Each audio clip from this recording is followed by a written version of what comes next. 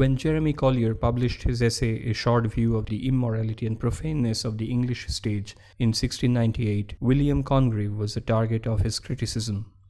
Collier's critical attacks were not completely unjustified, but it has to be said in the defense of Congreve that an artist writing in the late 17th century was not only obliged to the church but also to his society at large. Had Collier waited until the first production of Congreve's The Way of the World in 1700 before writing his polemic, he would have perhaps recognized such obligation, for in the play Congreve seems to comprehend the immorality and profaneness of a society upon the dynamics of which Restoration drama was based. Congreve tried to formulate alternative behavioral structures and patterns and codes of conduct. The word way in the play's title points towards the implicit codes of conduct and behavior that the hero and the heroine, and by implication the spectator, are obliged to conform to before they can come out of the insinuating stronghold of the fashionable yet hollow Restoration society. Simply put, to pretend to be what one is not is the way of the world. The title, therefore, refers to the manners of Restoration urban aristocrats. As a point of departure, it is valid to say that the theme of the play is captured in the title, and all the events and characters of the play can be connected to the central theme. The entire story of The Way of the World is an illustration of the process by pursuing which Mirabeau and Millamant seek a resolution. That is, they try to forge their own world by using and manipulating the existing social norms and codes of behavior.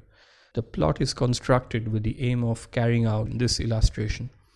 A particular pattern in the way the plot moves can be discerned when the play commences. Mirabeau is trying to concoct a situation so that he can not only win the hand of Millamant in marriage but also lay claim to her estate through Lady Wishfort. He has already married off his servant Waitwell to Foible, Lady Wishfort's maid, and plans to have Waitwell disguise himself as a nobleman and have Waitwell court and marry Lady Wishfort. Then Mirabeau would blackmail her by threatening to disclose that she has married a servant, and would offer her to get off the hook only if she will allow him to marry Millamant and if he gets the estate. However, Mrs. Marwood discovers the plan and informs Lady Wishfort. Mrs. Marwood also tells Fainall of his wife, Mrs. Fainall's former relationship with Mirabeau. From all this, Fainall plans to blackmail Lady Wishfort by threatening to reveal all unless she signs over to him not only his wife's but also Millamant's estate, and asks for the conversion of Lady Wishfort's own estate after her death. As the plot becomes increasingly complicated, the play gains momentum. Congreve populates the stage by introducing intriguing and confusing characters such as Mr. Wilful Whitwood. In what appears to be a forest of high intrigue, the title The Way of the World focuses attention on some of the values of London society.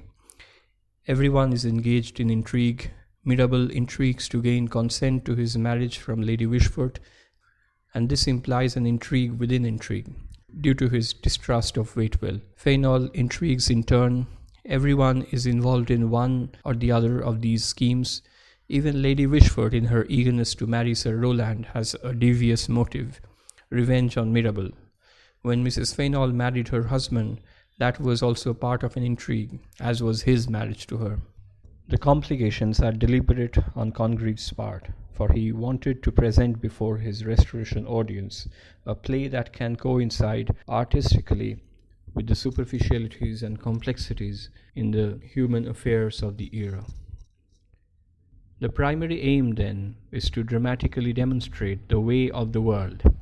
Following this way, Mirabeau and Millamant, through their own idiosyncratic balance of wit and generosity of spirit, reduce the bumbling Whitwood and Mr. Fainall to the same level of false wit. Thus the pair, through their dynamics of action and characterization, dramatize true wit that is carefully and systematically refined through their opposition. Both Mirabeau and Millamant are conscious that they are making compromises in their marriage. Mirabeau says, quote, "I like her with all her faults. Nay, I like her for her faults. They are now grown familiar to me as my own frailties. Unquote. Millamant offers charming rejoinder to this theme by saying, quote, well, if Mirabell should not make a good husband, I am a lost thing, for I find I love him violently. Unquote. These heartwarming instances of confiding do not prevent their own chances for honesty in marriage. In a so-called proviso scene, they arrange an agreement for their marriage.